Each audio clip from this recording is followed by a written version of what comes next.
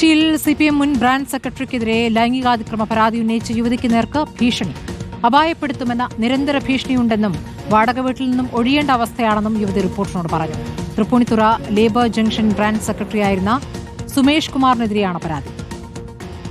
Tripunithura labour junction CPIM branch സെക്രട്ടറിയായിരുന്ന സുമേഷ് കുമാറിന്റെ ഉടമസ്ഥതയിലുള്ള സൂപ്പർ മാർക്കറ്റിലെ ജീവനക്കാരിയായിരുന്നു പരാതിക്കാരി. സൂപ്പർ മാർക്കറ്റിൽ വെച്ച് ലൈംഗികാതിക്രമം നടന്നുവെന്ന പരാതിയിൽ കോടതി നിർദ്ദേശപ്രകാരം സുമേഷ് കുമാറിനെതിരെ ഹിൽ പാലസ് പോലീസ് കേസെടുത്തിരുന്നു.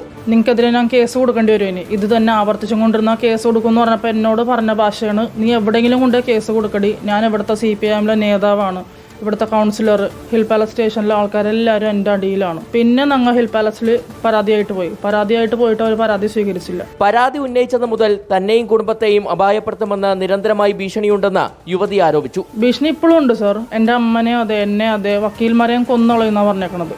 കേസ് പിന്മാറിക്കുമെന്നാണ് പറയുന്നത്. ആൾക്കാർ വന്ന് കൈ പിരിച്ചാണ് ഭീഷണി, കൊന്നോളെന്നും പറഞ്ഞിട്ട്. കേസ് മാറിക്കോ, പിൻവലിച്ചോന്നാണ് പറയണത്. കേസ് ഇവിടെ നമുക്ക് താമസിക്കാനേ പറ്റുന്നില്ല. ഇവിടെ അല്ല, ഞങ്ങൾ എവിടെ വീട് മാറിപ്പോയാലും ഉറപ്പാണ് ഇങ്ങനെ തന്നെ ഭീഷണി തുടർന്നുകൊണ്ടിരിക്കും എന്നുള്ളത് ഉറപ്പാണ്. എന്നാൽ യുവതിയുടെ ആരോപണം കെട്ടിച്ചമച്ചതാണെന്നാണ് സുമേഷ് കുമാറിന്റെ വിശദീകരണം.